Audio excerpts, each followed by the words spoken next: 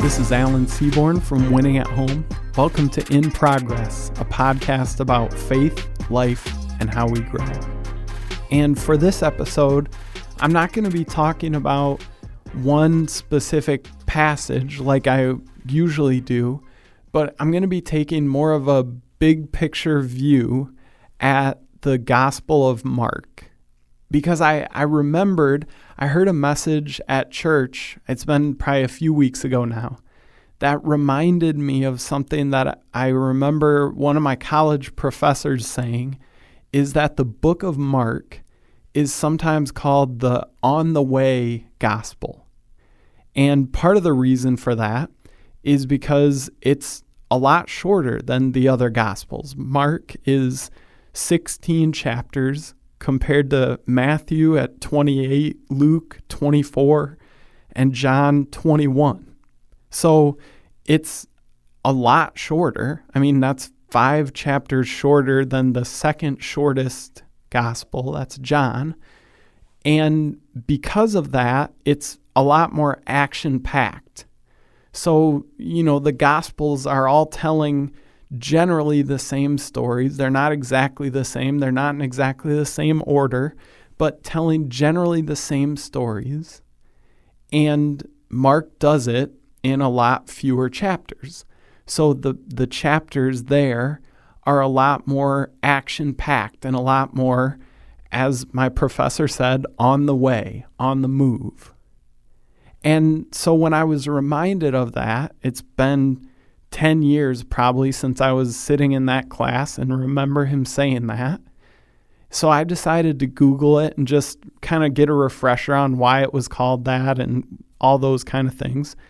And when I Googled it and started looking around to see, where the origin of calling it the on the way gospel came from, I didn't really find any results when I was searching. And so it made me ask, okay, maybe this professor was kind of doing that thing where if you want to make your own idea sound like it has, more gravitas or more legitimacy, you can kind of say, well, people sometimes say this, and you can kind of get your own idea out there under the guise of, hey, this is something that people already think. And I don't know if he was doing that or just it was an idea that he had come across from somebody else, and it does line up. Even if people don't really call Mark the on the way gospel, what we do see when we look at the book is we see Jesus on the move. We see him going from place to place to place. And we see the way things happen in those moments of movement, in the things that we would kind of call in-between moments. And when I started to connect this to my own life, well, first let me kind of jump in and highlight a few of the things here that happen in the book of Mark on the way. I think that will help it make more sense before I start talking about where I see parallels with us. So the first time that it really jumps out to you what Jesus is doing here is Mark chapter 8, verse 27. Jesus and his disciples went on to the villages around Caesarea Philippi. On the way, he asked them, "Who do people say I am?" And in that moment, Jesus takes some time with his disciples. They give him some feedback and say, well, some people think, you're John the Baptist. Others think Elijah. Some think one of the prophets. And then Jesus asks, well, who do you say that I am? And Peter responds and he tells Jesus, you are the Messiah. And that's the word that we use sometimes, or not sometimes, but we think of Jesus Christ as being his name. But it really is the title, this Christos, that's why it's pronounced Christ, is the Messiah, the anointed one, a way, this isn't the direct translation, but the way that we would think of it would be the one who was promised. And so Peter, in this moment, while they're on the way, Jesus is asking this deep question and spending some time. Now, he's not really doing, you wouldn't categorize this as teaching, but there's some important knowledge being passed back and forth here. And then a little bit later, I was going to say a couple chapters later, but it's actually Mark 9. So one chapter later, Jesus asked his disciples, they had been on the way somewhere into Capernaum. And Jesus asked his disciples, hey, what were you guys arguing about back there on the way? And they didn't want to tell him, because if you remember in the Gospels, there were times where his disciples were trying to figure out who was the top disciple, right? Who, when they're in heaven, who gets to sit at the right hand of Jesus? Who's the most important of all of us? And you can imagine that just knowing how people are, there were probably a few of the disciples that believed they were the most important disciple. There were probably a few of them that thought, well, I'm not the top one, but I'm probably in tier one. I'm one of the top few. Probably some thought, hey, I get there's more important disciples that are closer to Jesus than I am, but I'm in tier 2 for sure. So you get this, right? This is a normal people thing.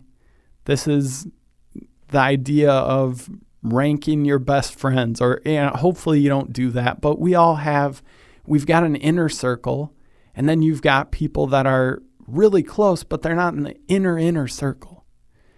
And Jesus is asking, what were you guys arguing about back there?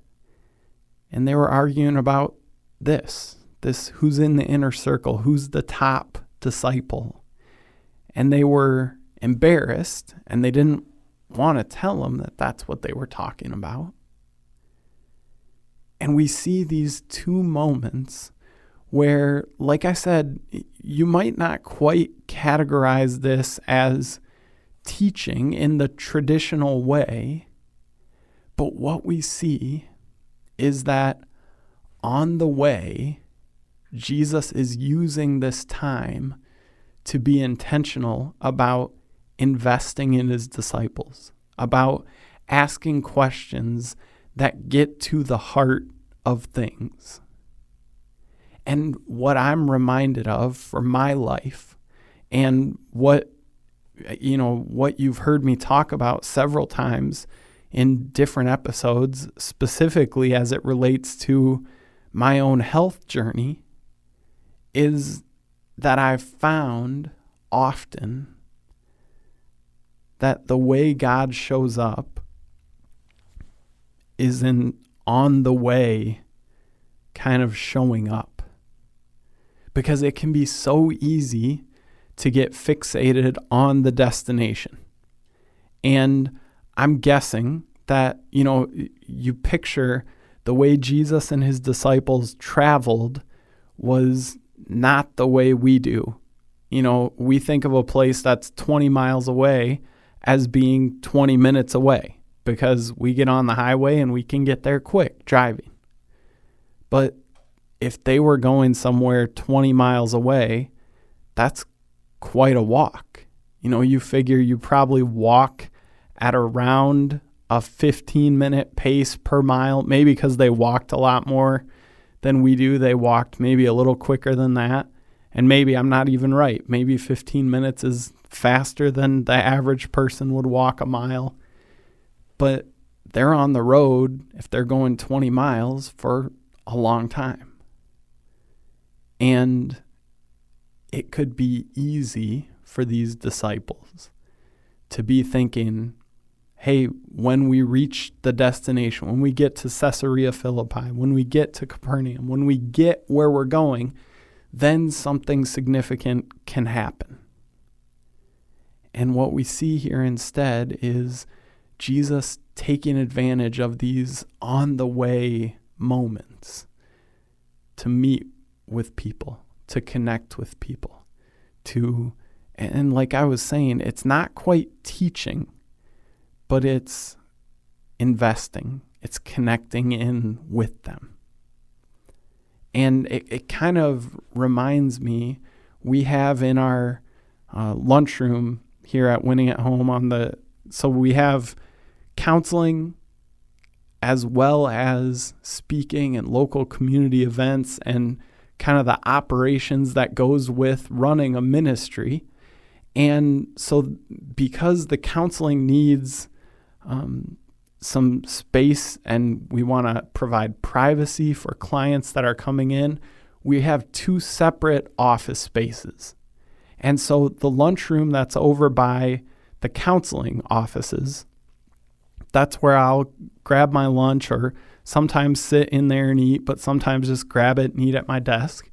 There's a little whiteboard in there that people write different things on. Sometimes it's a little joke like we all imagine we're doing at our places of work, but it's often an encouraging or challenging or inspiring quote, whether that's from scripture or from something else.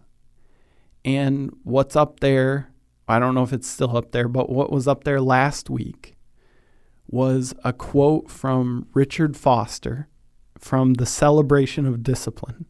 Maybe you're familiar with that book. And I don't know that I'm going to get it exactly right, but what I remember reading was people say that prayer changes things, and that's true. But more importantly, prayer changes us. And I don't know how that hits you in the moment, but how it hits me, knowing my journey of spending time praying, God, in my health situation, here's how I need you to show up. I need you to fix this. I need you to, whether it's through getting a diagnosis, whether it's through finding the right doctor that has the right treatment, or whether it's through you just doing a miraculous work and tomorrow I wake up and I feel better. Or right now, at the snap of a finger, God, you do your thing and I just feel better. However it looks, I don't care. God, I'm giving you lots of different options, right? This is what we do. You've got lots of different ways you can get me to the destination, but here's the destination that I need you to get me to. And what I've found is that's not been my experience. Instead, I feel like I'm kind of living life on the way. And what I've found is that God has met me, and just like this passage from Richard Foster, prayer changes things, that's true. But more importantly, prayer changes us. And what I've found is as I've asked God to show up, now I knew exactly what I meant by that. God, show up, and sometimes I would say it, sometimes I wouldn't, and heal me. I might not say the "and heal me" part, but that was implied. And what happened for me, this is over the course of years. And if you've listened, especially some of the early, some of the probably episode 5 through 10, I really spend time talking about what this journey looked like for me. The episode on meditation, and I think, I'm pulling up the list, I think that there was an episode in there,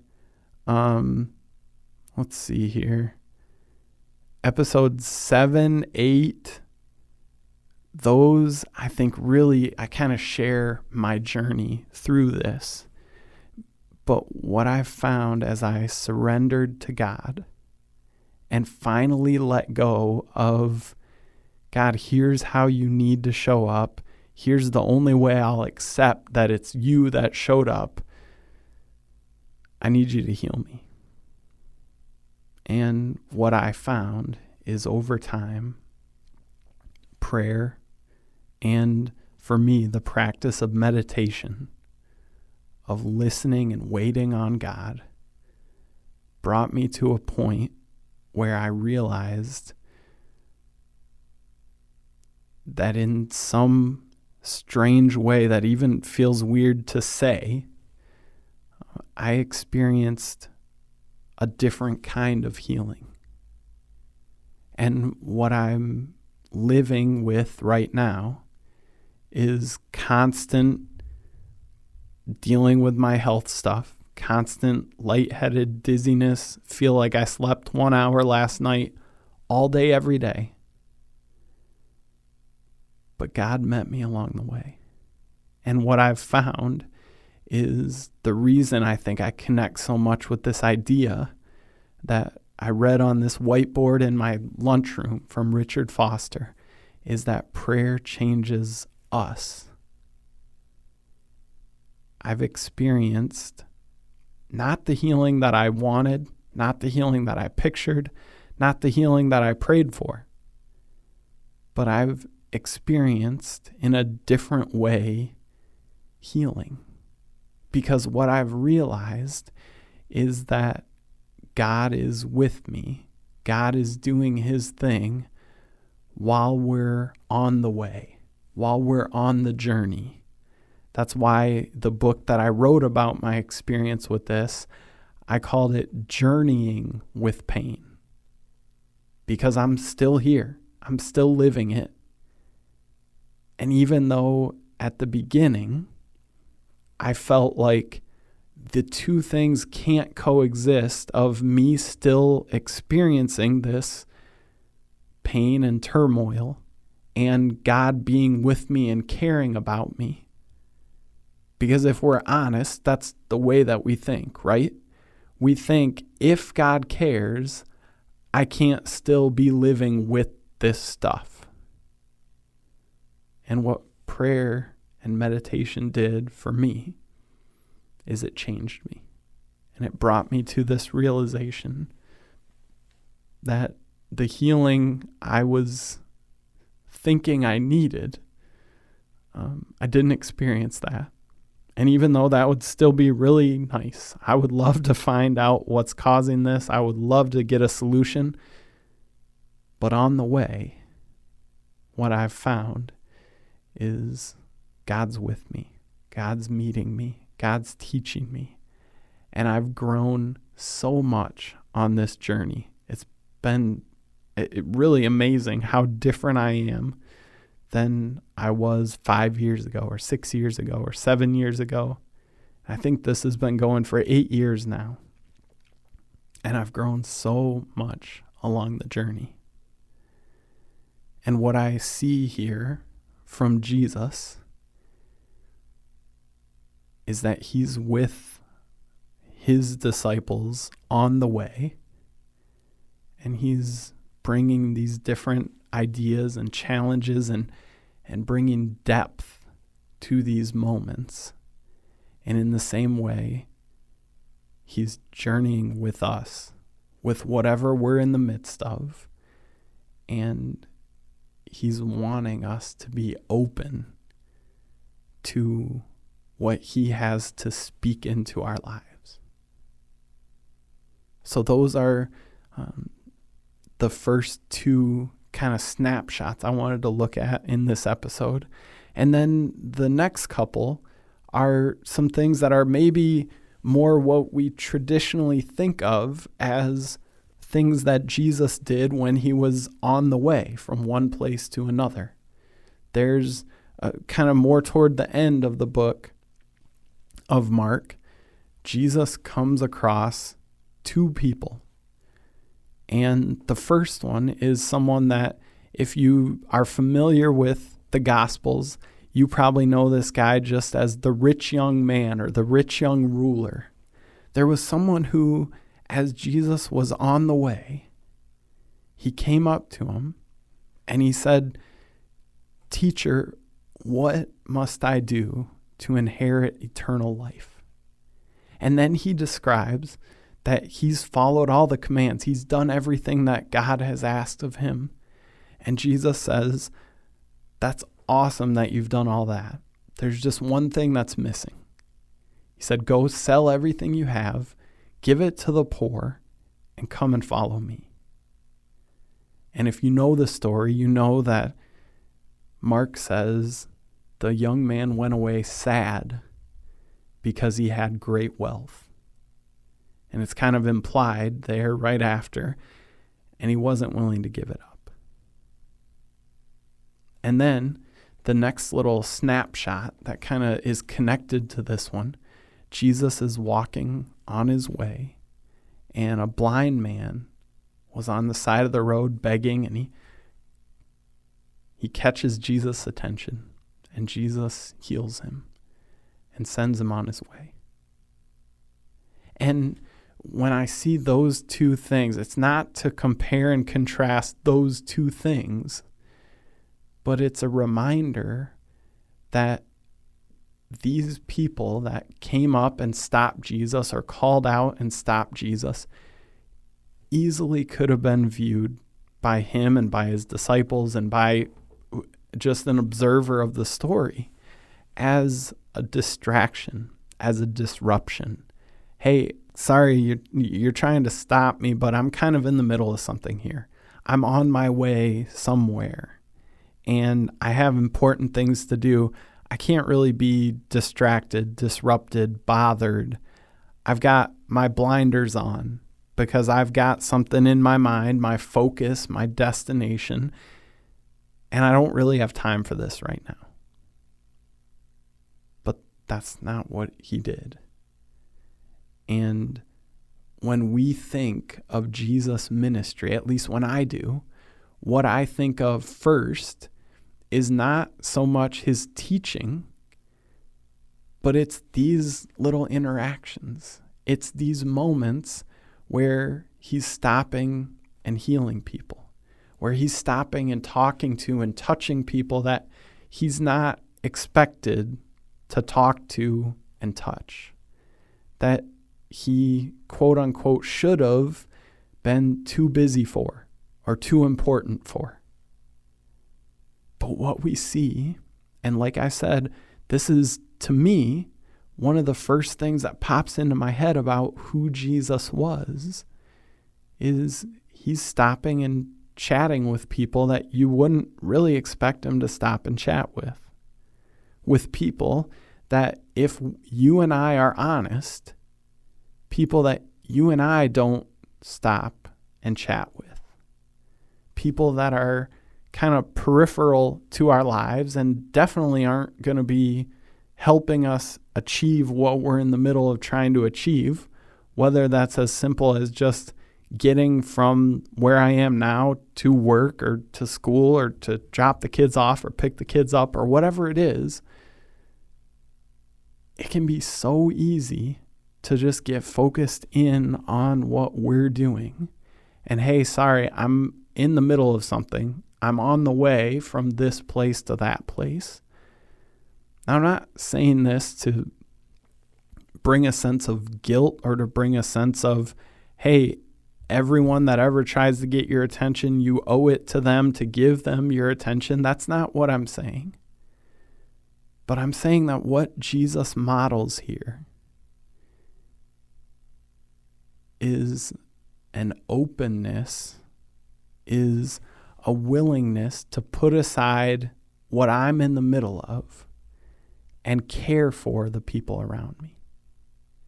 And so, like I'm saying, this is not just a, hey, anyone that ever tries to harass you in public or tries to, ask you for your time to sign their petition or ask for money or food, or I'm not saying every single time this now has to be your life. When you're going from point A to point B, anyone that tries to get your attention, you stop and you give them whatever they're asking. You talk to them as long as they need.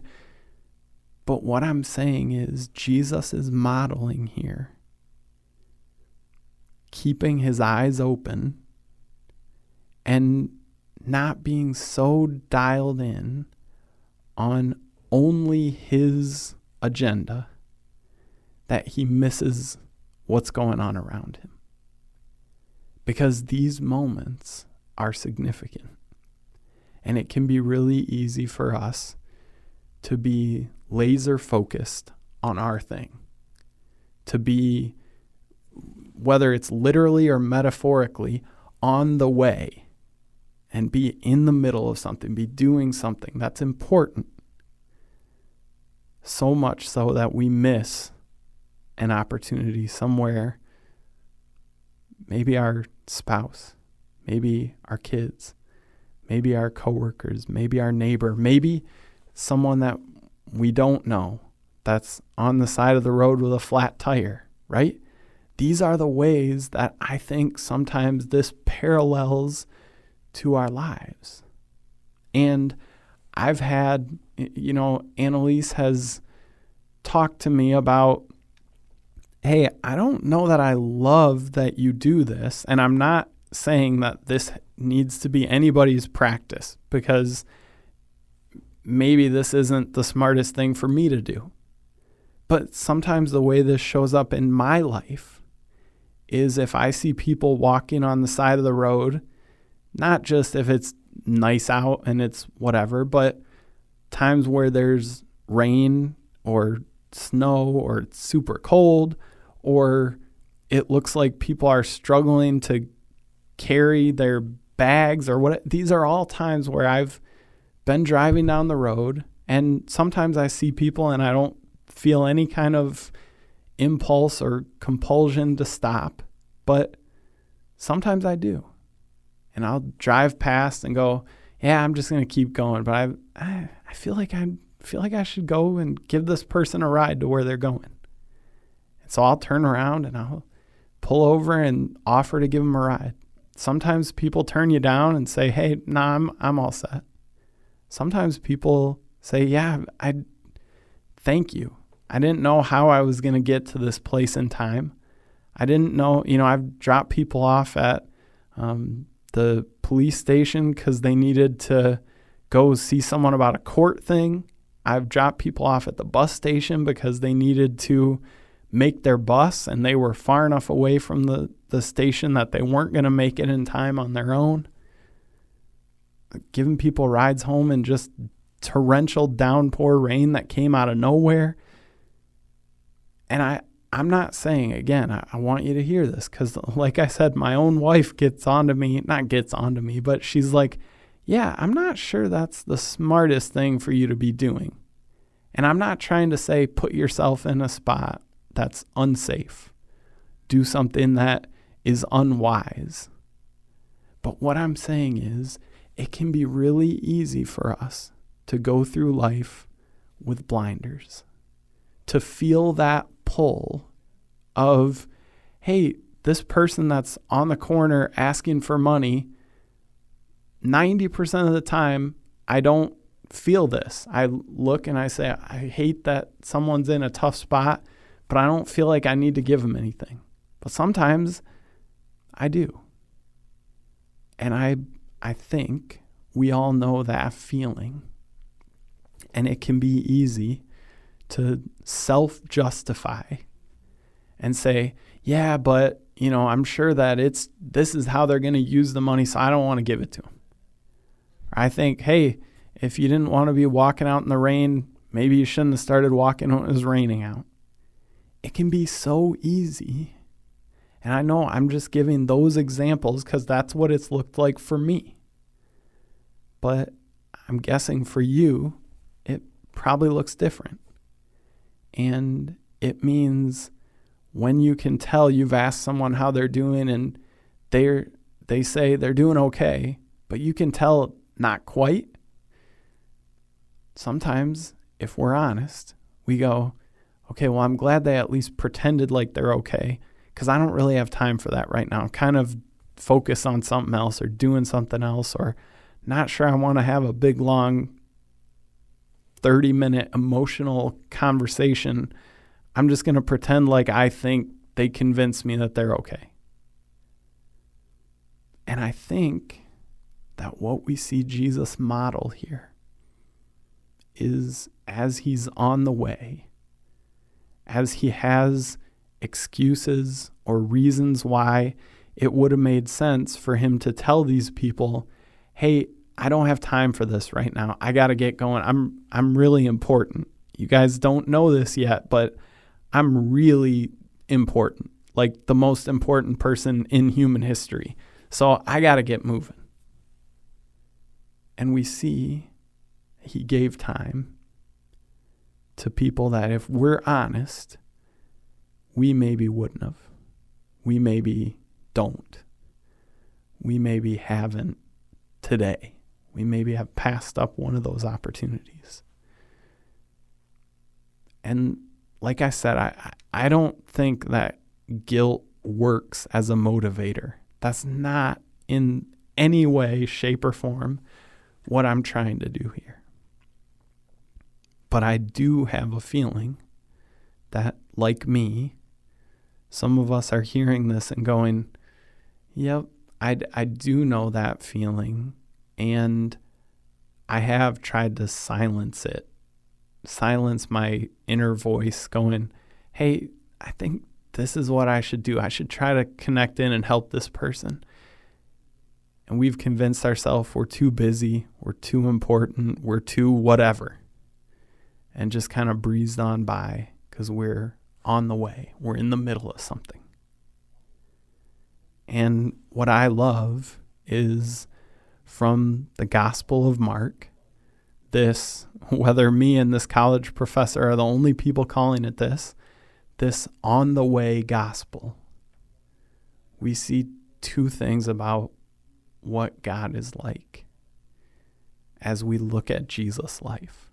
We see that he's connecting with us and wants to connect with us on the way, in the midst of stuff, in the middle of the journey. And we also see that he has this care for people, this draw that even when it'd be easier and more preferable, he probably felt like, hey, I'd rather just kind of keep on my way here so I can get to my destination. He spent time caring for people that were hurting around him, that were in need, that sometimes just wanted his attention. And when Jesus models these things, and when his life teaches us these things, I think we would be wise to say, okay, if he's our model here on earth, what does that mean for us? What does that mean? My life needs to look different now as a result of knowing this about what God is like, or being reminded of this about what God is like. And then we go do it. We allow him to meet with us while we're in the middle of stuff. And we practice connecting with other people while we and they are in the middle of stuff.